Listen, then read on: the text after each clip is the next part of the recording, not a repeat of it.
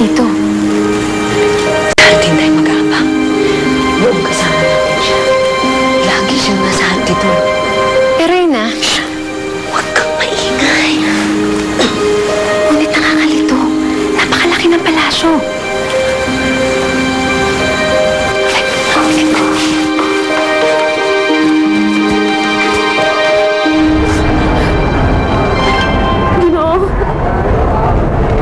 Maaari bang pagtrabahuan ko na lamang ang aking mga nasira?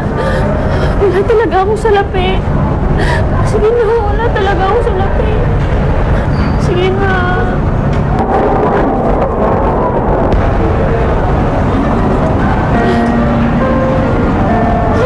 Sir, pasensya na kung medyo natagalan ako. Offline kasi ATM na pinunta ko kaya naghanap ako. Ay, okay lang. Magkano ba yung kailangan bayaran? Malaki-laki yun. Dami na dami. Oo, wala. Nagbalik ka. Nagbalik ka.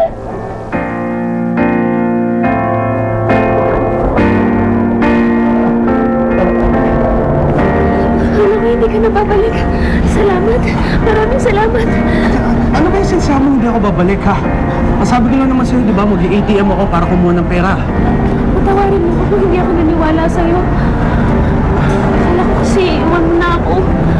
Pwede ba tama na muna yung drama mo, ha? Ayusin na natin to, okay? Mami, ito po yung Okay na ba? Sir, bali, 2,243 po yung babayaran.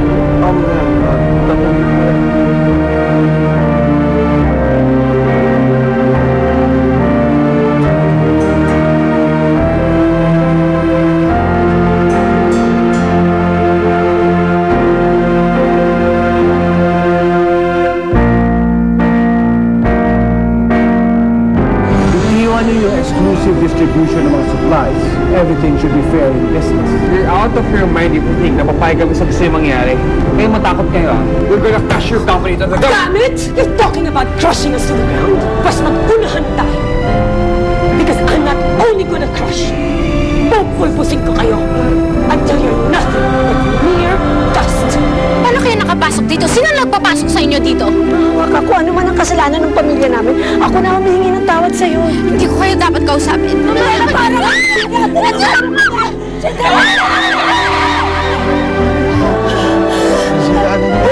Pinag-inipan ko si Nena.